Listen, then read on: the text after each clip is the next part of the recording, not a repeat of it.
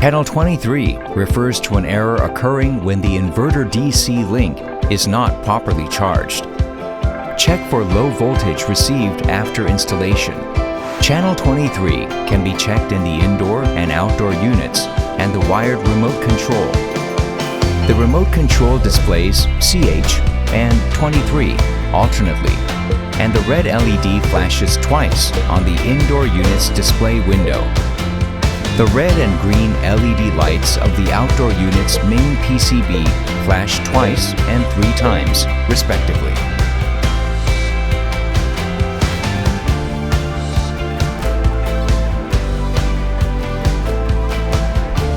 Make sure to inspect the circuit breaker, power line, and power supply as basic items for service checks. The single-phase product should have 220 volt plus minus 10% when the LN phase is measured.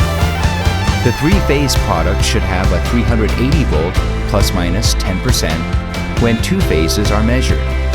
Excluding the N phase from the RSTN phases, or a 220 volt plus minus 10% voltage when an RST phase is measured with the N phase.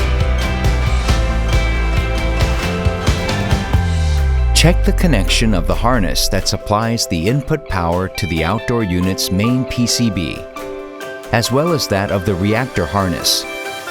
Then check the connection of the reactor in the inverter PCB unit.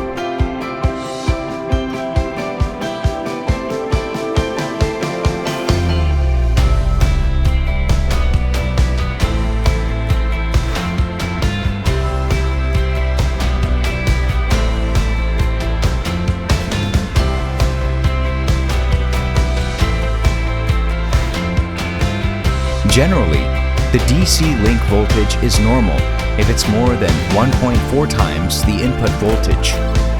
For example, if the input voltage of the single-phase product is 220 volt, a reading of 310 volt is normal.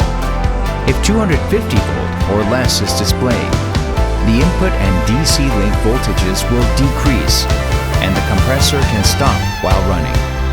This means the power generator capacity should be increased.